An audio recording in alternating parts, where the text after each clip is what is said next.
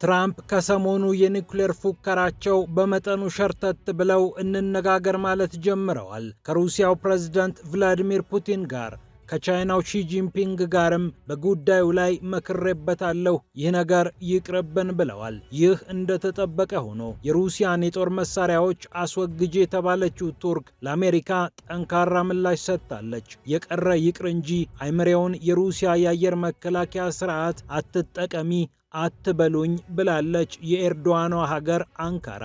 በሌላ በኩል የግብፅ ጦር ከፍተኛ ጭንቀት ውስጥ መውደቁ ተሰምቷል። የሱዳን ጦርነት ድንበር ጥሶ እንዳይገባብኝ በሚል ካይሮ ወታደሮቿን እስከ መላክ እንደምትደርስ ታውቋል። የጦር አዛዧም በ24 ሰዓታት ልዩነት ከሳውዲ እስከ ፖርት ሱዳን በመግባት ድንገተኛ ስብሰባዎችን አድርገዋል።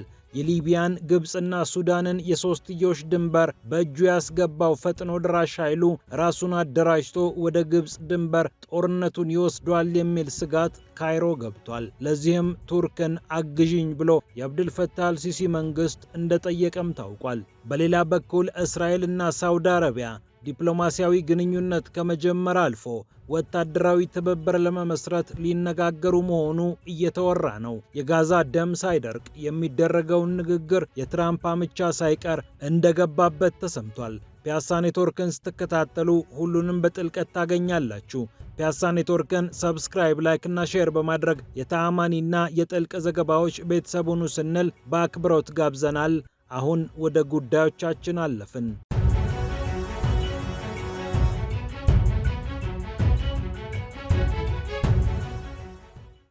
የአሜሪካው ፕሬዝዳንት ዶናልድ ትራምፕ በመጠኑ ሸርተት ብለው ሁላችንም ኒኩሌርን መታጠቅ መቀነስ አለብን ብለዋል። ይህንን ጉዳይ በተመለከተም ከፑቲንና ከሺ ጋር አውርተናል ብለዋል። ከሩሲያው ፕሬዝዳንትና ከቻይናው ፕሬዝዳንት ጋር የኒኩሌርን መስፋፋት ለመቀነስ አውርቻለሁ ያሉት ትራምፕ መልሰው ግን አሜሪካ ያው እንደምታውቁት 150 ጊዜ ዓለምን ማጥፋት ወይም ማውደም ትችላለች፣ ነገር ግን ይህ አይጠቅምም። ስለዚህም ነው ከፑቲን ጋርም ከሺ ጂንፒንግ ጋርም ይህንን ነገር የተነጋገርኩት ብለዋል።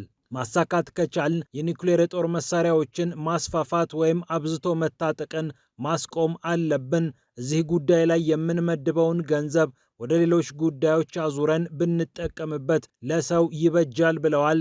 ከሪፖርተሮች ጋር በቤተ መንግስታቸው በዋይት ሃውስ ቆይታ የነበራቸው ዶናልድ ትራምፕ የኒኩሌር ጦር መሳሪያዎች ከሚስፋፉና ከሚበዙ ይቅርብን የሚሉት የአሜሪካ የኒኩሌር ጦር መሳሪያዎችን ለመቀነስ አስበው ሳይሆን ሩሲያና ቻይና በከፍተኛ ፍጥነት የሚታጠቁትን የኒኩሌር ጦር መሳሪያ ጋብ እንዲያደርጉላቸው በማሰብ መሆኑን በርካታ ጉዳዩን የሚመለከቱ ወይም የሚታዘቡ ሰዎች የሚመሰክሩት ነው።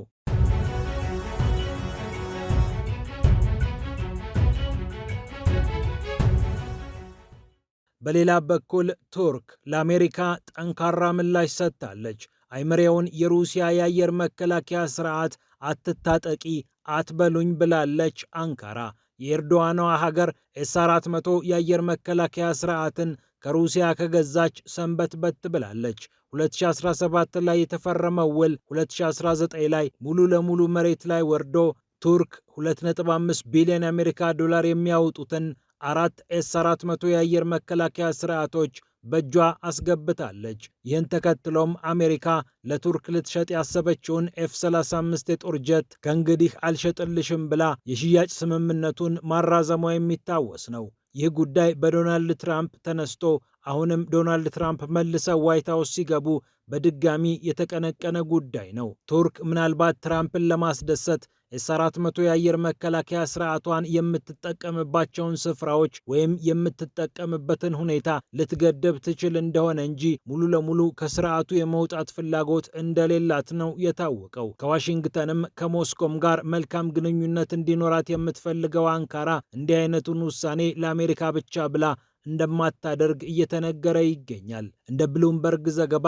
አሜሪካ ኤፍ-16 የጦር ጀትን በተመለከተ ከቱርክ ጋር በምትነጋገርበት ሰዓት ይህንን ጉዳይ አንስታ ኖራ ቱርክ ግን እምቢ ብላለች። አሜሪካ ኤፍ-16 የጦር ጀቶች ለቱርክ እንዲሸጡ የፈቀደች ቢሆንም ኤፍ-16 የጦር ጀቶቹን አምርቶ ለቱርክ ማስረከብ ያለበት ሎኪድ ማርቲን ኩባንያ በዋጋ ጉዳይ ከቱርክ መንግስት ጋር ባለመስማማቱ ቱርክ ከፍተኛ ብስጭት ውስጥ መግባቷ የሚታወስ ነው። 40 የሚሆኑትን ጀቶች ለቱርክ ማስረክበው አንዳንድ ማሻሻያዎች ላይ ሀገሪቱ ተጨማሪ ገንዘብ ከሰጠች ነው ብሎ ኩባንያው ቱርክን እየተከራከራት ይገኛል። ይህንን ደግሞ የቱርኩ ፕሬዝዳንት ረሲፕ ጣይብ ኤርዶዋን ከአሜሪካው አቻቸው ከዶናልድ ትራምፕ ጋር እንደመከሩበት ታውቋል። ዋይት ሀውስ በጉዳዩ ላይ ያስቀመጠው ነጥብ ምንድን ነው?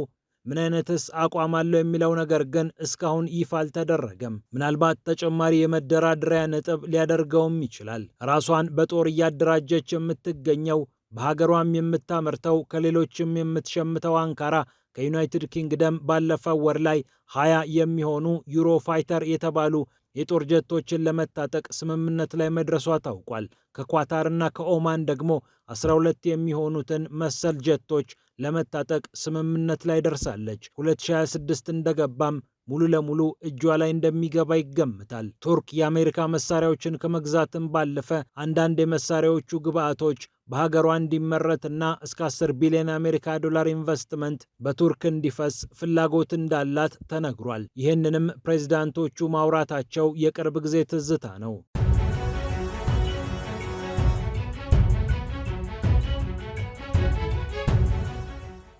በሌላ በኩል የግብፅ ጦር በከፍተኛ ጭንቀት ውስጥ ይገኛል ተብሏል። ይህንን ጭንቀቱን እንዲጋራውም የቱርክን ጦር አግዘኝ እያለ እንደሚገኝ ተሰምቷል። በአብድልፈታህ አልሲሲ የምትመራው ግብፅ በሱዳን ያለው ጦርነት ወደ ድንበሬ ሊጠጋ ይችላል የሚል ስጋት ውስጥ ገብታለች ነው የተባለው። በሰሜን ዳርፉር እና በኮርዶፋን ወሳኝ የሚባሉ አካባቢዎችን የተቆጣጠረው አርኤስኤፍ ወይም ፈጥኖ ደራሽ ኃይል ለካይሮ ራስ ምታት ሆኖባታል ነው የተባለው። ፈጥኖ ደራሽ ኃይሉ ከሱዳን ብሔራዊ ጦር ጋር በሚያደርገው ፍልሚያ ብሔራዊ ጦሩን እየደገፈች የምትገኘው ካይሮ አሁን ነገሮች ከቁጥጥር ውጭ ሊወጡብኝ ይችላሉ በሚል ጦሯን ወይም የተወሰኑ አማካሪዎቿን ወደ ሱዳን የማስገባት ሀሳብ እንዳላትም ተነግሯል። በጋራ ከሱዳን ጋር ጥምር ወታደራዊ ማዘዣ የመክፈት እቅድ እንዳላትም ተነግሯል። ራዳሯን አስጠግታ ወደ ድንበሯ የሚመጡትን የሱዳንን ጦር ለመደብደብ የሚነሱትን የተለያዩ ድሮኖች፣ ሚሳይሎች ወይም ሌሎች መሰል በራሪዎች ለመቆጣጠር ከሱዳን ጦር ጋር እንደተነጋገረችም ታውቋል። አርኤስኤፍ ወይም ፈጥኖ ድራሽ ኃይሉ አልፋሸርን ከተቆጣጠረ በኋላ የተለያዩ የጦር መሳሪያዎችን የሚያንቀሳቅስባቸውን ለሎጂስቲክስ እንቅስቃሴ የሚረዱትን ስፍራዎች በተደጋጋሚ በእጁ ካስገባ በኋላ ግብፅ አርኤስኤፍን ክፉኛ እየተጠነቀቀችው ትገኛለች ተብሏል። ለዚህም በወታደራዊም በዲፕሎማሲያዊም መንገድ አርኤስኤፍን ለማስቆም ብርቱ ጥረት እያደረገች እንደሆነ ታውቋል። እንደ ሚድል ኢስት አይ ዘገባ ከፍተኛ የጦር መኮንኖቿም ጭምር ወደ ተለያዩ አገራት ይህንን በተመለከተ እየተጓጓዙ ይገኛሉ። የግብፅ ጦር ኃይሎች አዛዥ የሆኑት ሌትናንት ጀነራል አህመድ ፋቲ በ24 ሰዓታት ውስጥ ያደረጓቸው 2 ጉዞዎችም መነጋገሪያ ሆነዋል። በ24 ሰዓታት ውስጥ አህመድ ፋቲ አንድም ሳውዲ አረቢያ አንድም ፖርት ሱዳንን በመርገጥ በዚሁ ጉዳይ ላይ እንደመከሩ ታውቋል። ለሱዳን ብሔራዊ ጦር ልቧ እንደሚያደላ የሚነገርላት ሳውዲ አረቢያን ግብፅ በጦርነቱ ከዚህ ከፍ ያለ ሚና እንዲኖራት ትፈልጋለች ነው የተባለው። የሱዳንን ጦርም በተመለከተም የጋራ ወታደራዊ የትብብር ኮሚቴ በማቋቋም በሰሜን ኮርዶፋን እግሯን ለመትከል እየሞከረች እንደሆነ ታውቋል። በቅርቡ የሰሜን ኮርዶፋኗን ከተማ ባራን በቁጥጥር ስር ያዋለው አርኤስኤፍ ለግብፅ ተጨማሪ ስጋት ሆኖባታል።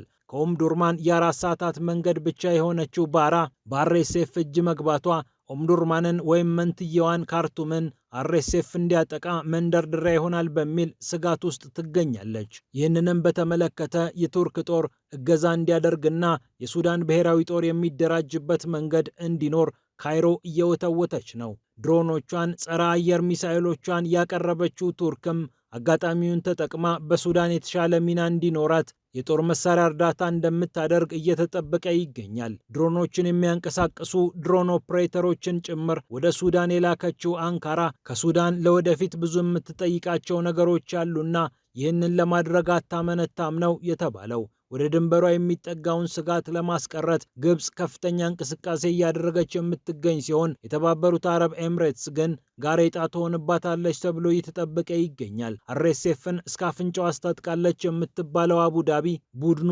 ገሚሱን የሱዳን ክፍል እንዲቆጣጠር እንዲሁም በአጠቃላይ ከጥቅም ውጭ እንዳይሆን ያደረገችውን ጥረት እርሷ በአደባባይ ባታምንም በርካታ መገናኛ ብዙሃን የሳተላይት ምስሎችና የጉዞ እንቅስቃሴዎች ግን ተቃራኒው ይናገሩባታል።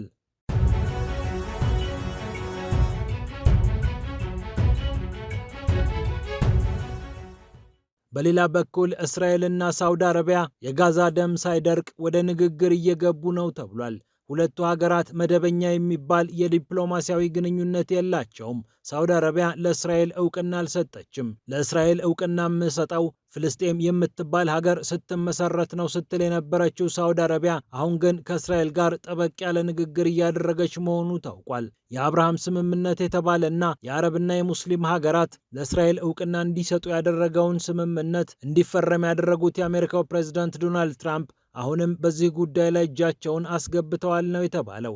የልጃቸው ባለቤት ጃሬድ ኩሽነር የሚመራው የእስራኤሉ የስትራቴጂክ ጉዳይ ሚኒስትር ሮን ደርመር የሚገኙበት በዋሽንግተን የሳውዲ አረቢያ አምባሳደር የሆኑት ሬማ አልሳውድ የሚያስተባብሩት እንዲሁም የመሐመድ ቢን ሰልማን አማካሪዎች የሚገኙበት ንግግር ይደረጋል እየተባለ ይገኛል። ይህ ንግግር አሁን በጥሩ ስሜት እየተካሄደ እንደሚገኝ የእስራኤሉ እስራኤል ሃዮም ዘግቧል። የፍልስጤም እውቅናን በተመለከተ ሳውዲ አረቢያ ሙሉ ለሙሉ አቋሟን ቀይራለች ወይ የሚለውን ጉዳይ በተመለከተ ግን እስካሁን በግላጭ የተቀመጠ ነገር የለም። በተደጋጋሚ ለእስራኤል እውቅና የምንሰጠው ፍልስጤም የምትባል ሀገር ስትመሰረት ነው በሚል በሳውዲ አረቢያ በኩል የተለያዩ መግለጫዎች ሲወጡ ነበር። ሳውዲ አረቢያ ተገዳዳሪዋ ሆና ከቆየችው ከኢራን ጥቃት የምታስጥሉኝ ከሆነ የአሜሪካ የሲቪል የኒውክሌር ቴክኖሎጂ ወደ ሀገሬ የሚገባ ከሆነና ሌሎች የተራቀቁ የአሜሪካ መሳሪያዎችን የማገኝ ከሆነ ለእስራኤል እውቅና ልሰጥ እችላለሁ የሚል ቅድመ ሁኔታ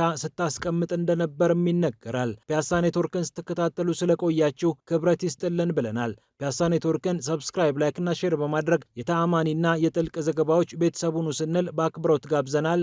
ሰላም ለዓለማችን።